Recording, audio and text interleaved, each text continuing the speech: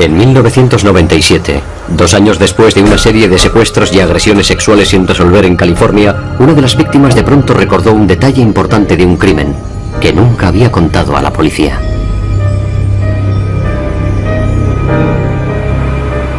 Dejó algunas pruebas forenses en el coche del agresor. Pruebas que dejaron una fuerte huella.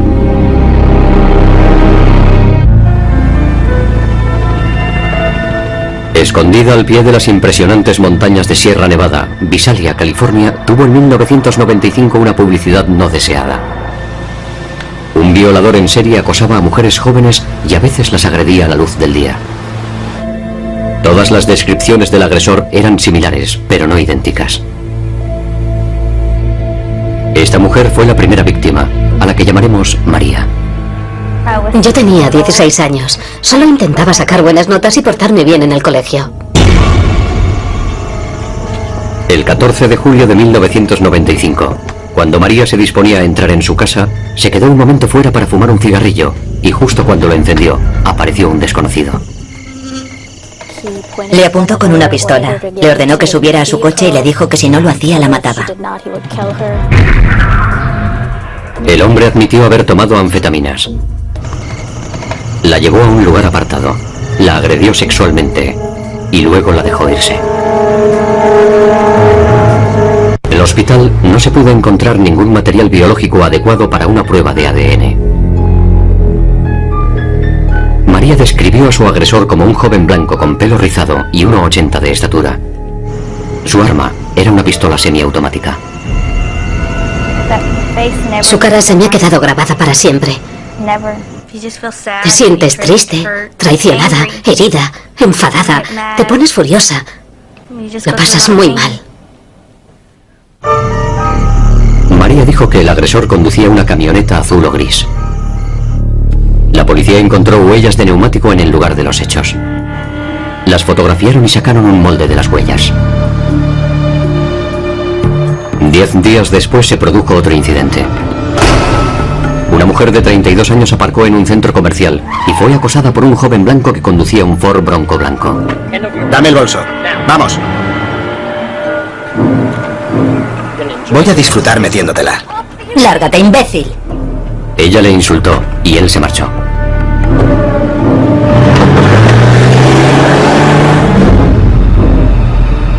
Dos semanas más tarde, una chica universitaria fue abordada por un hombre con un Thunderbird azul que le preguntó por una dirección. Estoy buscando la calle Esplanata.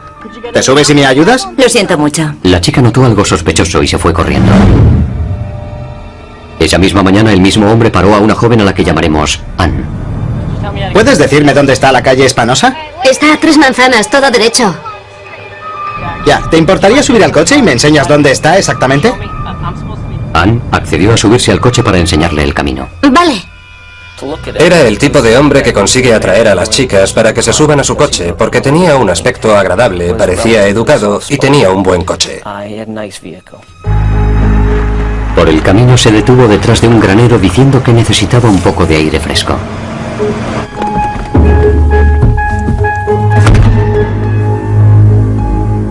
Ann vio que en el asiento de atrás tenía drogas y todo tipo de material pornográfico. Imágenes pornográficas que representaban degradación y violencia hacia las mujeres. Temiendo por su seguridad, decidió huir. Cuando abrió la puerta, el hombre le apuntó en la cabeza con una pistola. La maniató, la golpeó en la cabeza y la violó. Después la dejó marcharse. Recorrió más de 2 kilómetros buscando ayuda. Aquí el 911. ¿Tiene usted alguna emergencia? El problema es que aquí ha venido una chica desnuda. Alguien ha debido abusar de ella. Está aquí en mi casa. ¿Se presentó desnuda? Sí. Ann describió al agresor como especialmente degradante. Se puso a escupir y mientras lo hacía, dijo que odiaba a las mujeres, que eran unas zorras. Me dijo que yo era una zorra. No dejaba de llamarme zorra a la vez que me golpeaba. Ese hombre era particularmente brutal, particularmente degradante con las mujeres a las que agredía. Y así fue en los 3 casos. En el lugar de los hechos, la policía encontró huellas de disparos que posiblemente realizó el agresor. Ann dijo que el arma era una pistola semiautomática, el mismo tipo de pistola utilizada en la agresión a María. Las 3 víctimas describieron de forma distinta la apariencia física del agresor. Y si se trataba del mismo hombre, la policía se preguntaba por qué llevaba vehículos diferentes en cada ocasión.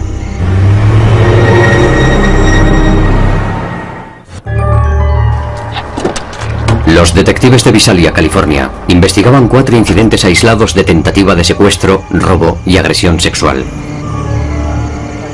En cada caso, el agresor había sido descrito como un hombre blanco, alto y joven, que llevaba una pistola semiautomática. Dejó atrás muy pocas pruebas. La huella de un zapato en uno de los casos y unas huellas de neumáticos en otro. Pero los vehículos eran diferentes y las víctimas daban una descripción diferente del agresor, dando lugar a dudas sobre si se trataba del mismo hombre. Había cierta discrepancia en cuanto a la estatura, cosa que es frecuente cuando intentas describir a un hombre que acaba de agredirte sexualmente y ha abusado de ti a punta de pistola. También había versiones distintas respecto al pelo del sospechoso, el largo de su pelo. La primera oportunidad en el caso surgió cuando la policía de Fresno, California, a 1 hora de coche de Visalia, arrestó a un hombre sospechoso de haber cometido delitos similares. Descubrimos que un sospechoso de las mismas características y con un coche similar había realizado 2 intentos de secuestro en su ciudad a última hora de la tarde, precisamente el mismo día que estuvimos entrevistando aquí a una de nuestras víctimas.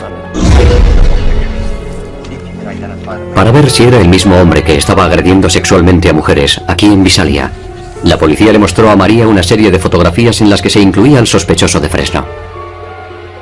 Pero María no pudo identificar a ninguno de los hombres. No es ninguno de estos. Después, la policía enseñó las fotografías a Ann. Estoy casi segura de que es ese de ahí. Mostramos las fotografías a una de las víctimas y esta identificó al sospechoso. La policía de Visalia estaba convencida de haber encontrado al culpable. Pero había un problema. En las primeras entrevistas con la policía, tanto María como Ann dijeron que su agresor tenía muy poco pelo en el pecho. El sospechoso de Fresno tenía mucho pelo en el pecho y su número de zapato no coincidía con la huella encontrada en uno de los escenarios. La policía dudaba que el hombre de Fresno fuera su agresor. Sus sospechas se confirmaron pocos días después cuando en Visalia comenzaron de nuevo las agresiones sexuales.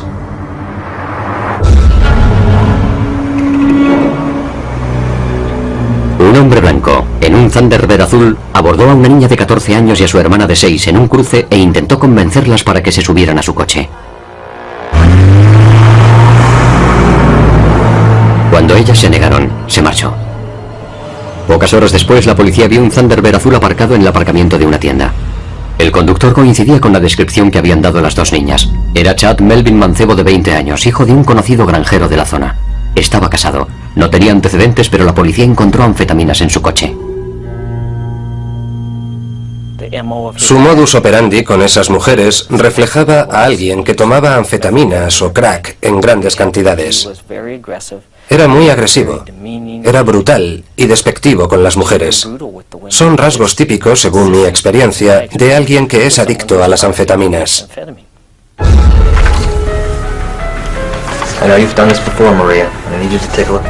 Entre las fotografías que le mostró la policía, María identificó positivamente al hombre que la había agredido sexualmente. Estaba temblando. Recuerdo que se echó a llorar. Evidentemente estaba muy alterada. Estoy seguro de que ver la fotografía le trajo horribles recuerdos de ese día en el que había sido secuestrada y violada brutalmente. Pero María dijo que el vehículo de su agresor era una camioneta, no un sedán. La policía no encontró información de que Mancebo hubiera tenido nunca una camioneta.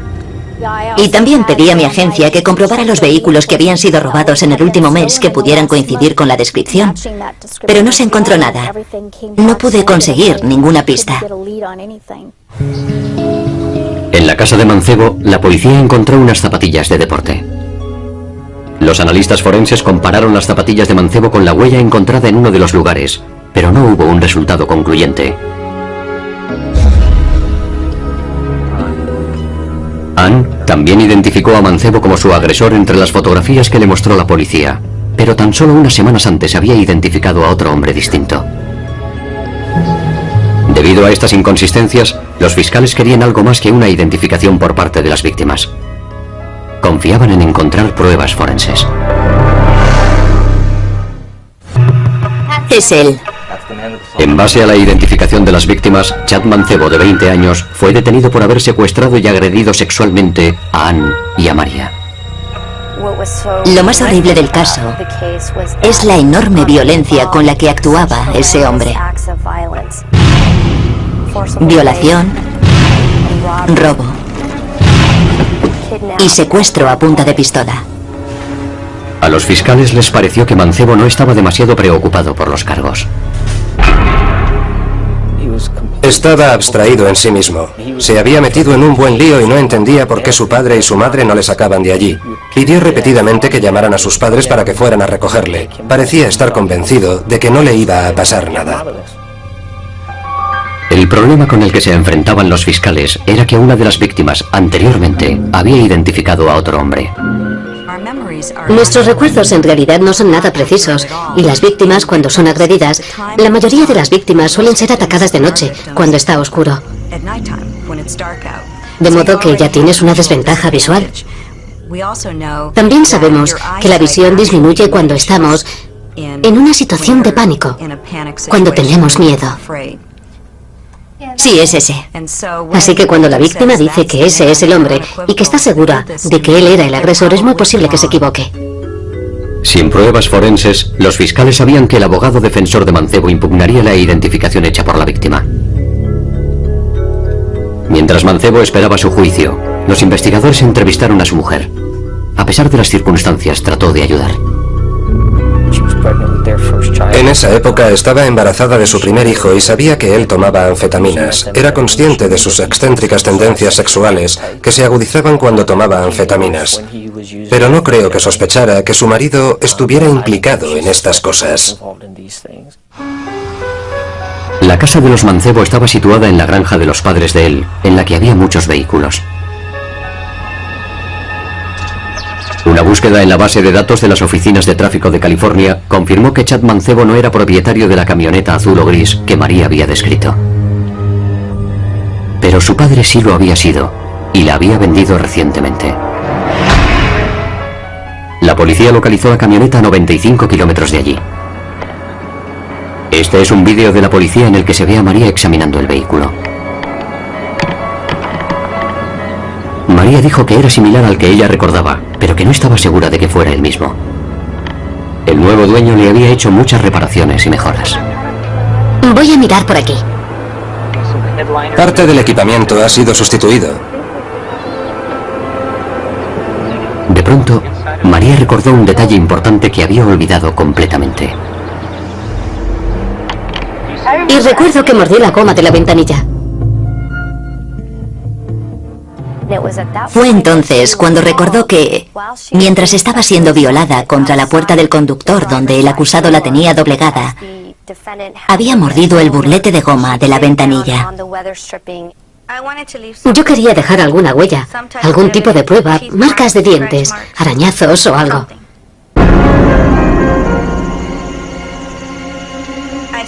Arañé el interior de la camioneta y mordí la goma negra de la ventanilla de la puerta. La mordí con todas mis fuerzas para dejar la marca de mis dientes y así poder identificarlo. Para la policía, las marcas de la goma de la ventanilla eran producto del desgaste, pero María insistía en que era una prueba. Un trozo de 60 centímetros de burlete de goma negra fue cuidadosamente retirado de la ventanilla del asiento del conductor y enviado al odontólogo forense Dr. Norman Sperber. A lo largo de sus 40 años de carrera, el Dr. Sperber ha examinado huellas de mordiscos en un gran número de objetos encontrados allá donde se haya producido un crimen. He visto mordiscos en manzanas, los he visto en quesos. Los he visto en sándwiches, pero nunca los había visto en la goma de la ventanilla de un coche. Eso no lo había visto nunca. Aunque ya habían pasado casi 2 años desde que se hicieran esas marcas, la elasticidad de la goma había retenido las huellas en su forma original. De pronto vi 4 pequeños rectángulos que yo sabía que representaban a los dientes frontales inferiores. El doctor Sperber marcó las muescas con pequeños puntitos. Después hizo un preparado de alginato para hacer un molde de los dientes de María.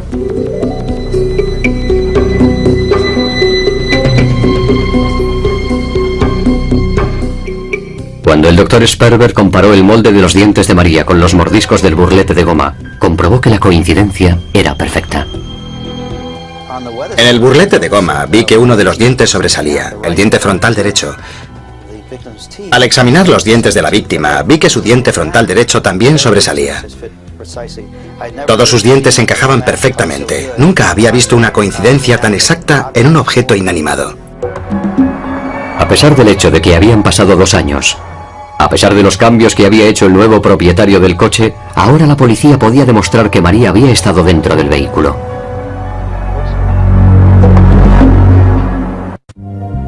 No era una cuestión de sexo. Era una cuestión de violencia. El odio que sentía el acusado hacia las mujeres. Las cosas que les decía a sus víctimas mientras las agredía sexualmente. Dijo que odiaba a las mujeres y que todas éramos unas zorras, y mientras lo hacía me pegaba. Cuando la policía registró la casa de Mancebo, encontraron más pruebas incriminatorias. Encontraron los vídeos pornográficos que Ann declaró haber visto en el coche de Mancebo. Y también encontraron munición para una pistola semiautomática del calibre .380. Cuando Chad Mancebo fue juzgado por secuestro y agresión sexual de María y Ann, la acusación le describió como alguien extremadamente peligroso, un hombre sin conciencia. No le importaba a quién hacía daño para conseguir lo que quería. Como he dicho, era un hedonista, un egocéntrico, un niño malcriado. Como cabía esperar, la defensa rechazó la identificación de Ann, puesto que al principio había identificado a otro hombre. Aunque las pruebas forenses eran escasas, las pocas que había eran abrumadoras. Las marcas de mordisco de María demostraron que había estado en el interior de la camioneta de Chad, propiedad de la familia Mancebo, un vehículo que Chad usaba con frecuencia. Después de explicar mis conclusiones bajo el examen directo del fiscal, recuerdo que me sorprendió que apenas hicieran preguntas y que la defensa no me interrogara. Entendí que eso se debía a la solidez de la prueba que yo había presentado. El hecho de que una niña de 16 años hubiera mordido el burlete de la ventanilla del coche fue como si dijéramos una cortina de humo. En esencia, evitó que la defensa tratara de argumentar que había un error de identificación. Y el hecho de que la niña fuera tan brutalmente agredida sexualmente como para morder el burlete de goma y arañar la puerta era impresionante. Es increíble que se le hubiera ocurrido hacerlo. El jurado declaró a Chad Mancebo culpable de 2 cargos por secuestro, violación y agresión sexual. Fue condenado a 155 años de prisión sin posibilidad de condicional, hasta después de haber cumplido 133 años de condena. Fue una inmensa sensación de alivio que ese depredador nunca pudiera volver a las calles. Nunca podrá volver a hacerle esto a nadie más. Era un desalmado. Estoy seguro de que si se le diera la oportunidad volvería a hacer uso de la fuerza. Volvería a utilizar a la gente para satisfacer sus instintos. No me gustaría que mis hijas estuvieran cerca de él. A ningún padre le gustaría que sus hijas estuvieran cerca de él. La condena de Chad Mancebo fue la salvación para María, quien después del juicio se trasladó a San Antonio, Texas, para iniciar una nueva vida. Sin las huellas de sus dientes en el burlete de aquella camioneta, tal vez la fiscalía no habría podido ganar el caso. El mensaje que debemos transmitir es que si esto le sucede a alguna mujer, y es agredida sexualmente, debe dejar alguna huella, porque las pruebas forenses son absolutamente decisivas en un juicio. No le deseo a nadie que pase por lo que yo tuve que pasar. Ahora estoy orgullosa de lo que hice porque sé que ese hombre nunca volverá a atacar a nadie. Era el tipo de hombre que consigue atraer a las chicas para que se suban a su coche porque tenía un aspecto agradable, parecía educado y tenía un buen coche. Por el camino se detuvo detrás de un granero diciendo que necesitaba un poco de aire fresco.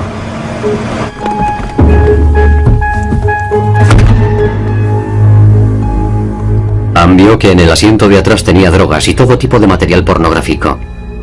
Imágenes pornográficas que representaban degradación y violencia hacia las mujeres. Temiendo por su seguridad, decidió huir. Cuando abrió la puerta, el hombre le apuntó en la cabeza con una pistola. La maniató, la golpeó en la cabeza y la violó. Después la dejó marcharse. Recorrió más de 2 kilómetros buscando ayuda. Aquí el 911, ¿tiene usted alguna emergencia? El problema es que aquí ha venido una chica desnuda. Alguien ha debido abusar de ella. Está aquí en mi casa. ¿Se presentó desnuda? Sí. Ann describió al agresor como especialmente degradante. Se puso a escupir y mientras lo hacía, dijo que odiaba a las mujeres, que eran unas zorras. Me dijo que yo era una zorra. No dejaba de llamarme zorra a la vez que me golpeaba. Ese hombre era particularmente brutal, particularmente degradante con las mujeres a las que agredía, y así fue en los 3 casos. En el lugar de los hechos, la policía encontró huellas de disparos que posiblemente realizó el agresor. Ann dijo que el arma era una pistola semiautomática, el mismo tipo de pistola utilizada en la agresión a María. Las 3 víctimas describieron de forma distinta la apariencia física del agresor. Y si se trataba del mismo hombre, la policía se preguntaba por qué llevaba vehículos diferentes en cada ocasión.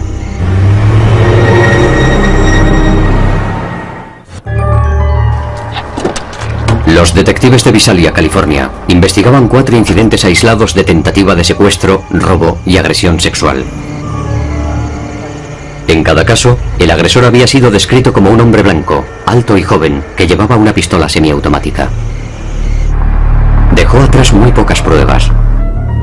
La huella de un zapato en uno de los casos y unas huellas de neumáticos en otro. Pero los vehículos eran diferentes y las víctimas daban una descripción diferente del agresor, dando lugar a dudas sobre si se trataba del mismo hombre. Había cierta discrepancia en cuanto a la estatura, cosa que es frecuente cuando intentas describir a un hombre que acaba de agredirte sexualmente y ha abusado de ti a punta de pistola. También había versiones distintas respecto al pelo del sospechoso, el largo de su pelo. La primera oportunidad en el caso surgió cuando la policía de Fresno, California, a 1 hora de coche de Visalia, arrestó a un hombre sospechoso de haber cometido delitos similares. Descubrimos que un sospechoso de las mismas características y con un coche similar había realizado 2 intentos de secuestro en su ciudad a última hora de la tarde, precisamente el mismo día que estuvimos entrevistando aquí a una de nuestras víctimas. Para ver si era el mismo hombre que estaba agrediendo De la puerta. La mordí con todas mis fuerzas para dejar la marca de mis dientes y así poder identificarlo.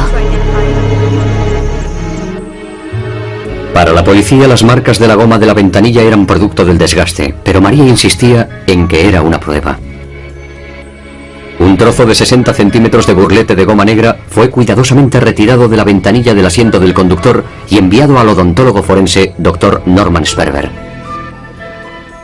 A lo largo de sus 40 años de carrera, el Dr. Sperber ha examinado huellas de mordiscos en un gran número de objetos encontrados allá donde se haya producido un crimen.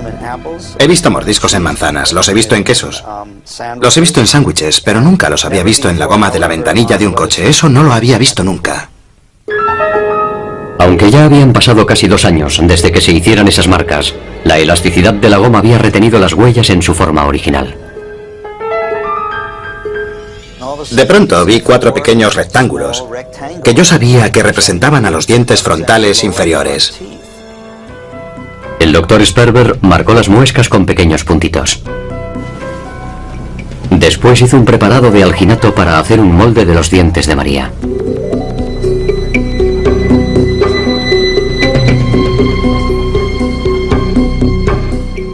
Cuando el doctor Sperber comparó el molde de los dientes de María con los mordiscos del burlete de goma, comprobó que la coincidencia era perfecta. En el burlete de goma vi que uno de los dientes sobresalía, el diente frontal derecho. Al examinar los dientes de la víctima, vi que su diente frontal derecho también sobresalía.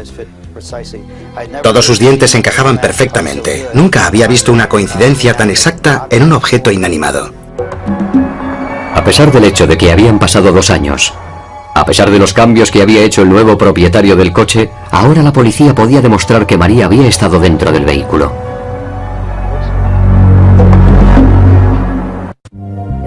No era una cuestión de sexo. Era una cuestión de violencia. El odio que sentía el acusado hacia las mujeres. Las cosas que les decía a sus víctimas mientras las agredía sexualmente. Dijo que odiaba a las mujeres y que todas éramos unas zorras, y mientras lo hacía me pegaba. Cuando la policía registró la casa de Mancebo, encontraron más pruebas incriminatorias. Encontraron los vídeos pornográficos que Ann declaró haber visto en el coche de Mancebo. Y también encontraron munición para una pistola semiautomática del calibre .380. Cuando Chad Mancebo fue juzgado por secuestro y agresión sexual de María y Ann, la acusación le describió como alguien extremadamente peligroso, un hombre sin conciencia. No le importaba a quién hacía daño para conseguir lo que quería. Como he dicho, era un hedonista, un egocéntrico, un niño malcriado. Como cabía esperar, la defensa rechazó la identificación de Ann, puesto que al principio había identificado a otro hombre. Aunque las pruebas forenses eran escasas, las pocas que había eran abrumadoras. Las marcas de mordisco de María demostraron que había estado en el interior de la camioneta.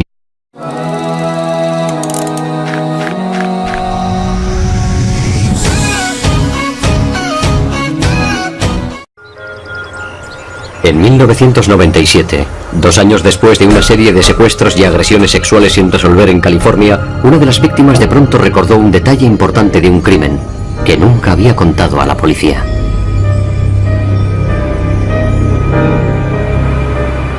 Dejó algunas pruebas forenses en el coche del agresor.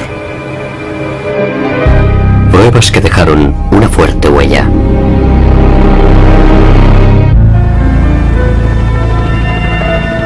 Escondida al pie de las impresionantes montañas de Sierra Nevada, Visalia, California, tuvo en 1995 una publicidad no deseada.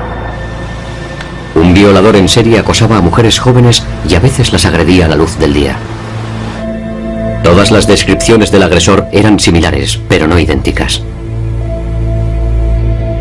Esta mujer fue la primera víctima, a la que llamaremos María.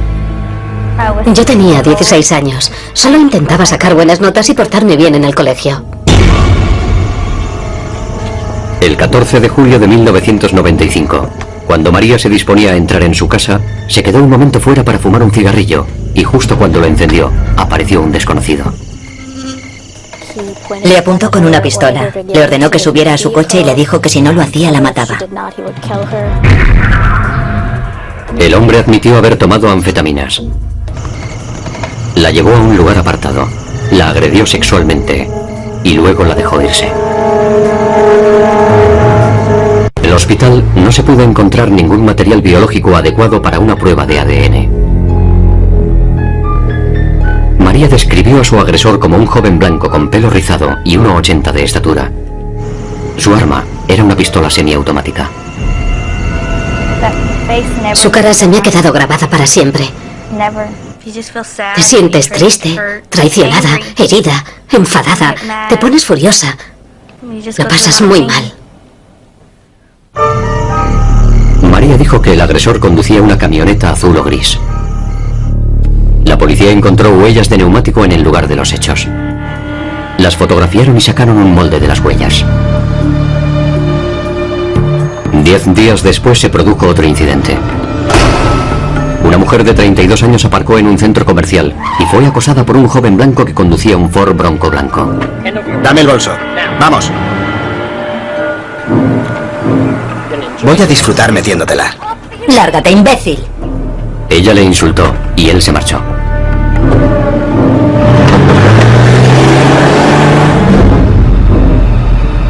Dos semanas más tarde, una chica universitaria fue abordada por un hombre con un Thunderbird azul que le preguntó por una dirección.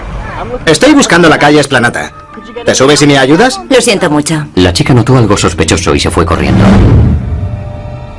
Esa misma mañana, el mismo hombre paró a una joven a la que llamaremos Ann. ¿Puedes decirme dónde está la calle Espanosa? Está a 3 manzanas, todo derecho. Ya, ¿te importaría subir al coche y me enseñas dónde está exactamente? Ann accedió a subirse al coche para enseñarle el camino. Vale. Fue detenido por haber secuestrado y agredido sexualmente a Ann y a María. Lo más horrible del caso es la enorme violencia con la que actuaba ese hombre. Violación, robo y secuestro a punta de pistola. A los fiscales les pareció que Mancebo no estaba demasiado preocupado por los cargos. Estaba abstraído en sí mismo. Se había metido en un buen lío y no entendía por qué su padre y su madre no le sacaban de allí. Pidió repetidamente que llamaran a sus padres para que fueran a recogerle. Parecía estar convencido de que no le iba a pasar nada. El problema con el que se enfrentaban los fiscales era que una de las víctimas anteriormente había identificado a otro hombre.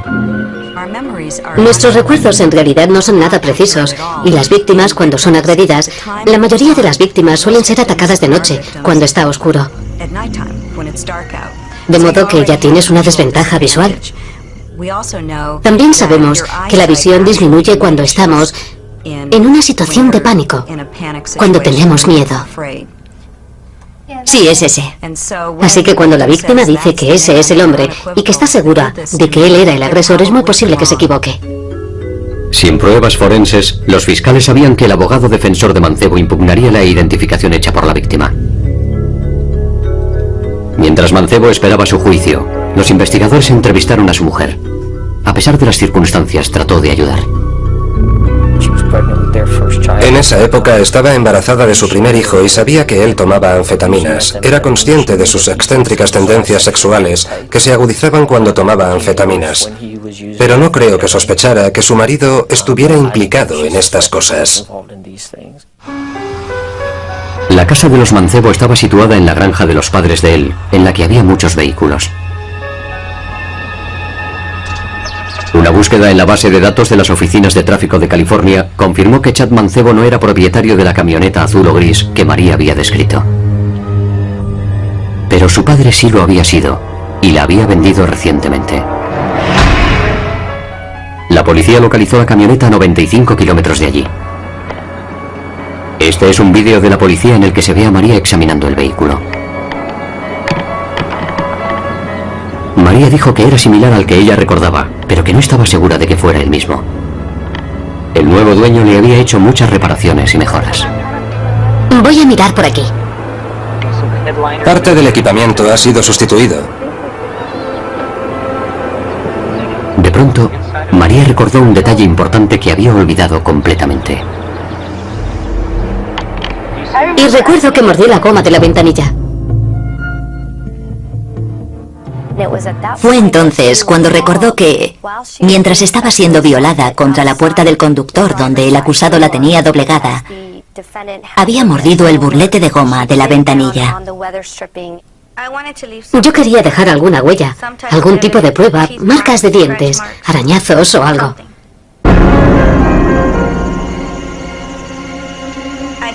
Arañé el interior de la camioneta y mordí la goma negra de la ventanilla. Sexualmente a mujeres, aquí en Visalia. La policía le mostró a María una serie de fotografías en las que se incluía al sospechoso de Fresno. Pero María no pudo identificar a ninguno de los hombres. No es ninguno de estos. Después, la policía enseñó las fotografías a Ann. Estoy casi segura de que es ese de ahí. Mostramos las fotografías a una de las víctimas y esta identificó al sospechoso. La policía de Visalia estaba convencida de haber encontrado al culpable. Pero había un problema. En las primeras entrevistas con la policía, tanto María como Anne dijeron que su agresor tenía muy poco pelo en el pecho. El sospechoso de Fresno tenía mucho pelo en el pecho y su número de zapato no coincidía con la huella encontrada en uno de los escenarios. La policía dudaba que el hombre de Fresno fuera su agresor. Sus sospechas se confirmaron pocos días después, cuando en Visalia comenzaron de nuevo las agresiones sexuales.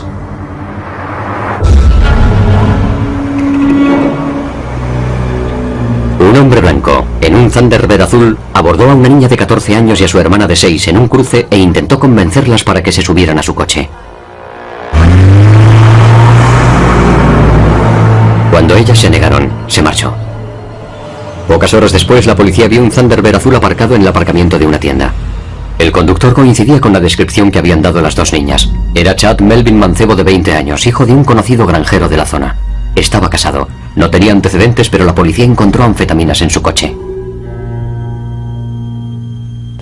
Su modus operandi con esas mujeres reflejaba a alguien que tomaba anfetaminas o crack en grandes cantidades. Era muy agresivo, era brutal y despectivo con las mujeres. Son rasgos típicos, según mi experiencia, de alguien que es adicto a las anfetaminas.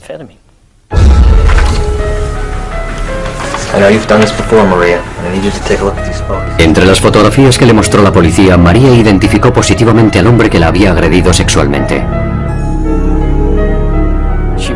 Estaba temblando. Recuerdo que se echó a llorar. Evidentemente estaba muy alterada. Estoy seguro de que ver la fotografía le trajo horribles recuerdos de ese día en el que había sido secuestrada y violada brutalmente. Pero María dijo que el vehículo de su agresor era una camioneta, no un sedán. La policía no encontró información de que Mancebo hubiera tenido nunca una camioneta. Y también pedí a mi agencia que comprobara los vehículos que habían sido robados en el último mes que pudieran coincidir con la descripción. Pero no se encontró nada. No pude conseguir ninguna pista.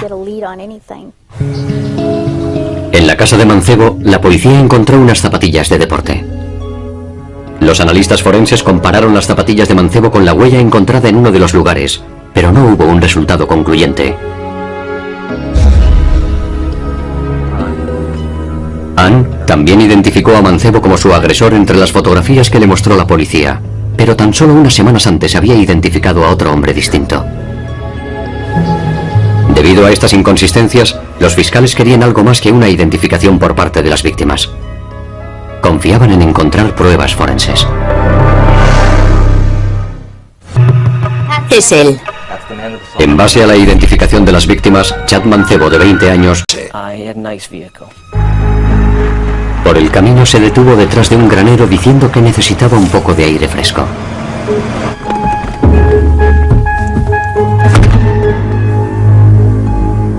Anne vio que en el asiento de atrás tenía drogas y todo tipo de material pornográfico.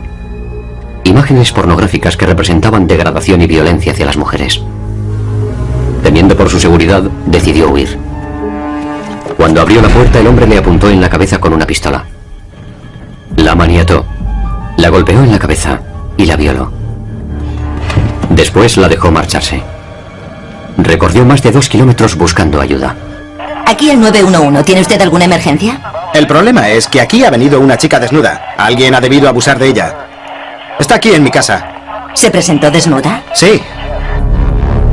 Anne describió al agresor como especialmente degradante. Se puso a escupir y mientras lo hacía, dijo que odiaba a las mujeres, que eran unas zorras. Me dijo que yo era una zorra. No dejaba de llamarme zorra a la vez que me golpeaba. Ese hombre era... Las fotografiaron y sacaron un molde de las huellas. 10 días después se produjo otro incidente. Una mujer de 32 años aparcó en un centro comercial y fue acosada por un joven blanco que conducía un Ford Bronco blanco. Dame el bolso. Vamos. Voy a disfrutar metiéndotela. Lárgate, imbécil.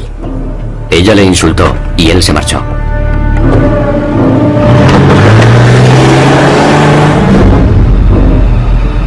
Dos semanas más tarde, una chica universitaria fue abordada por un hombre con un Thunderbird azul que le preguntó por una dirección. Estoy buscando la calle Esplanata. ¿Te subes y me ayudas? Lo siento mucho. La chica notó algo sospechoso y se fue corriendo. Esa misma mañana el mismo hombre paró a una joven a la que llamaremos Ann. ¿Puedes decirme dónde está la calle Espanosa? Está a 3 manzanas, todo derecho. Ya, ¿te importaría subir al coche y me enseñas dónde está exactamente? Ann accedió a subirse al coche para enseñarle el camino. Vale. Era el tipo de hombre que consigue atraer a las chicas para que se suban a su coche porque tenía un aspecto agradable, parecía educado y tenía un buen coche. El 14 de julio de 1995, cuando María se disponía a entrar en su casa, se quedó un momento fuera para fumar un cigarrillo y justo cuando lo encendió, apareció un desconocido.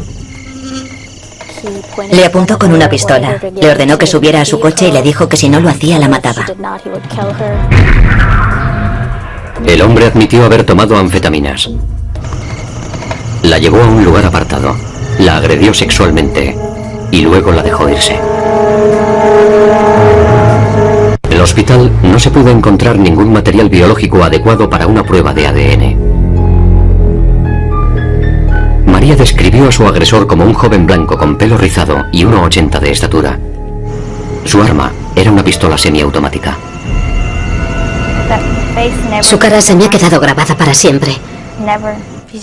Te sientes triste, traicionada, herida, enfadada, te pones furiosa. Lo pasas muy mal. María dijo que el agresor conducía una camioneta azul o gris. La policía encontró huellas de neumático en el lugar de los hechos. Particularmente brutal, particularmente degradante con las mujeres a las que agredía. Y así fue en los 3 casos. En el lugar de los hechos, la policía encontró huellas de disparos que posiblemente realizó el agresor. Ann dijo que el arma era una pistola semiautomática, el mismo tipo de pistola utilizada en la agresión a María. Las 3 víctimas describieron de forma distinta la apariencia física del agresor. Y si se trataba del mismo hombre, la policía se preguntaba por qué llevaba vehículos diferentes en cada ocasión.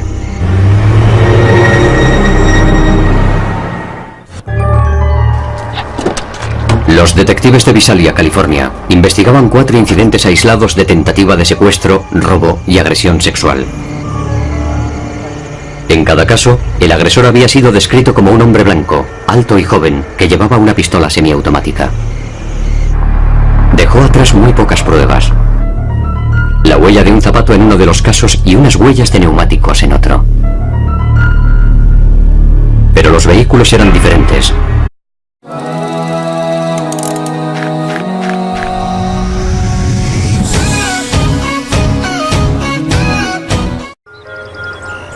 En 1997, 2 años después de una serie de secuestros y agresiones sexuales sin resolver en California, una de las víctimas de pronto recordó un detalle importante de un crimen que nunca había contado a la policía.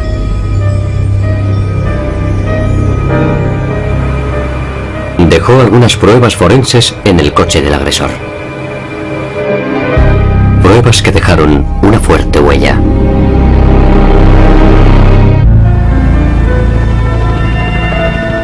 Escondida al pie de las impresionantes montañas de Sierra Nevada, Visalia, California, tuvo en 1995 una publicidad no deseada. Un violador en serie acosaba a mujeres jóvenes y a veces las agredía a la luz del día. Todas las descripciones del agresor eran similares, pero no idénticas. Esta mujer fue la primera víctima, a la que llamaremos María. Yo tenía 16 años. Solo intentaba sacar buenas notas y portarme bien en el colegio.